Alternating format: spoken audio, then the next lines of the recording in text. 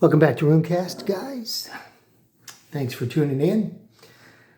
Today's video is going to be all about casting tines or staves, or lots as they're sometimes called, with simple everyday objects. You can see I have some toothpicks here, and I also have some twigs that were pruned from one of my trees outside. You can see I've cut them all basically the same length. I'm looking for, a straight, branch to cut from. But yeah, I cut these. So we have the toothpicks and we have the twigs. Again, this will be just like for simple readings, how you can do it, what you can do, and how to read them. So I've got a basic white cloth napkin. Always want to try and work with a white cloth. But of course, sometimes you see the runes just as they fall, right there on the ground, and they'll be speaking to you. I always look into the trees for runes. The first rune that pops out is the one that's speaking to you. Sometimes you'll look down under the tree. You'll see a few branches or twigs that have fallen down. The first rune you see out of those is the one that's speaking to you. And they'll always send you a message. So you take your little napkin, throw it down.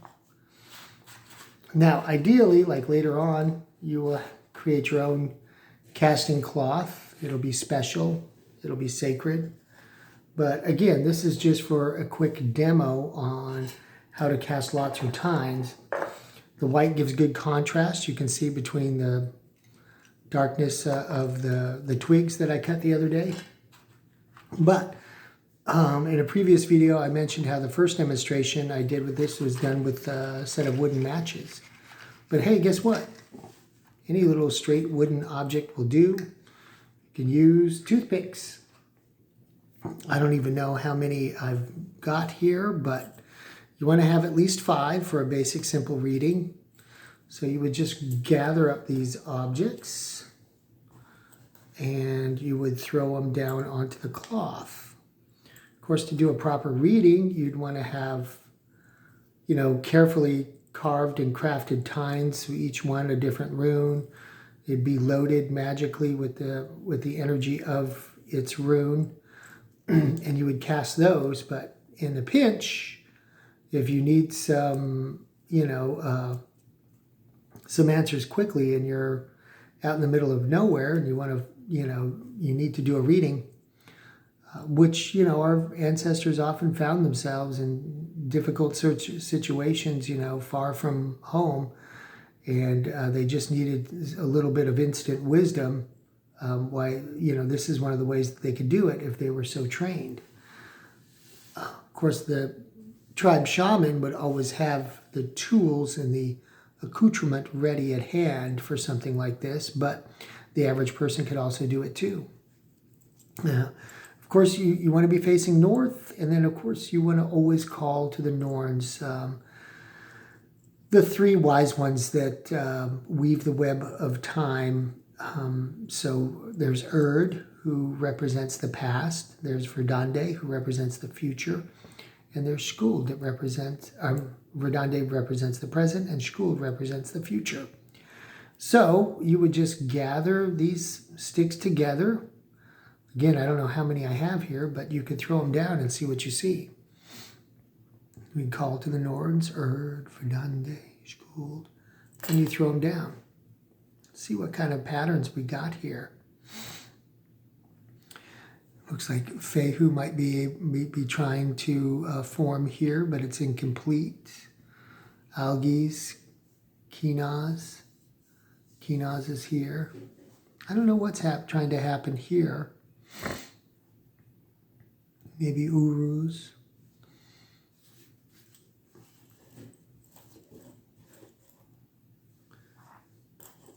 Take them and cast them again. And this method is a lot about practicing and envisioning, seeing what you can see. When you get the more practice you have at it, the better off you'll be. the more easily you'll be able to spot some of these. This looks like Yira trying to form right here. See the one triangle here and the one triangle there. This also looks like Wunjo. Wunjo's trying to form there. We have Yira and Wunjo coming out. I'm not too sure what that's trying to be, but just for example, let's take a look. Wunjo and Yira. This is the Yira rune I was trying to see. Yira is the two intertwined, like greater than, less than symbols. They kind of circle around each other like that. That's Yira. More traditionally, it kind of looks like that, kind of making a spiral. And then the other one I saw was Wunjo, and it kind of looked like this. It was angling down, but kind of tell what it was trying to do. Wunjo looks kind of like the P with a diagonal cross on it. That was Wunjo.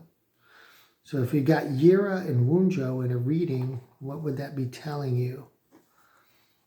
Well, Wunjo is the completion and the fulfillment of your efforts and your worked energies. It means happiness and joy when your work is complete. And Yira is the passage of time. So a season is generally indicated, maybe a year, as its name implies. Year, the word year actually comes from the rune Yira. So maybe it might take a year or at least a cycle of time before you see the fulfillment of your wishes and your happiness to come to fruition. That's kind of what that reading would indicate. Again, with the twigs.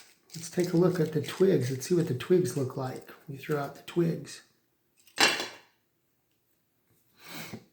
Well, we've got a lot going on here, right in here. Nothiz, Hagalaz, maybe Ingwaz is trying to form here. Yeah, there's a lot going on there. This is what I'm trying, this is what I'm seeing right here. Hagal is there. Let me recreate this so you can see it a little more easily. Ingwaz, did you see that diamond in the center? This is a more traditional Ingwaz or Ing. It was trying to form very narrowly like this. That's the kind of thing you got to look out for. So is it trying to be Othello, which is like this? That's Othello. Or is it trying to be Ingaz or Ingwaz, which is more like that? You know, that's the kind of thing when you're looking for runes, when casting staves or tines. Again, we get this, this looks kind of like manas up here. I don't know if you can see this. I'm going to move this down. This kind of looks like manas, and let me just kind of show you what I'm seeing. Let's remove these out of the equation, kind of straighten it up. But again, when you're casting tines or staves, or lots, as they're sometimes called, you're not going to get a perfect picture.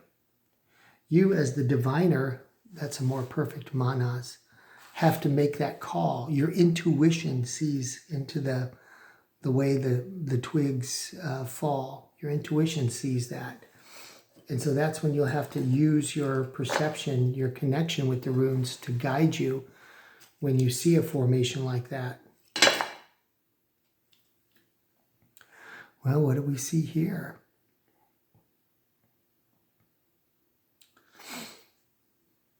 Is this Nothiz right here, or is it trying to be Gibo? Gibo would be the more traditional balanced X, whereas Nothiz would be straight with a crossing bar like that, or like that. That would be Nothiz. Also, it looked like Fehu was trying to come out in reverse. You know? Let's take another look and try. You have to try this at home. The more you do it, the better you get at it. But as you can see, they don't form perfectly. This looks like it's trying to be Thurizaz and Nothiz, but Thurizaz is reversed. So again, for those playing along at home, a perfect Thurizaz reversed would look something like that, you know, with the point going that way. But in the way it formed, it was kind of hard to tell. It was kind of like that. See how it's not, they don't form perfectly. You have to intuit what they're trying to form. And that's the whole fun of it. That's the art of it. Is trying to see what they're trying to make. You know, here I just really don't have enough staves. This is like a incomplete algaz or algaes. Or maybe an older form of quinaz. You have to make that call. Here's a nice grouping here. This, you see the little point in the middle? Is that trying to be Thurizaz? Pointing the right direction? I think so. We have Wunjo kind of on its side here. Thurizaz, Wunjo, Thurizaz. See the little pyramid there? Or look, if we straighten these up, it looks like Dagaz. Now let's take some of these away so you can see Dagaz. Okay? Dagaz is one of those ones, like in a perfect world, it is balanced. So it looks like this, but these lines would meet and these lines would meet. That's a perfect Dagaz. But when you're casting staves, you know, it might end up looking like this. Or more than likely, like what we saw, it ended up looking something like this. And this is also Dagaz. Now, you might say, is that Manaz or Dagaz? Well, if it were Manaz, it would be more up top there. But if it's in the center, it can be Dagaz like that. What do you guys think? Have any of you tried casting this way?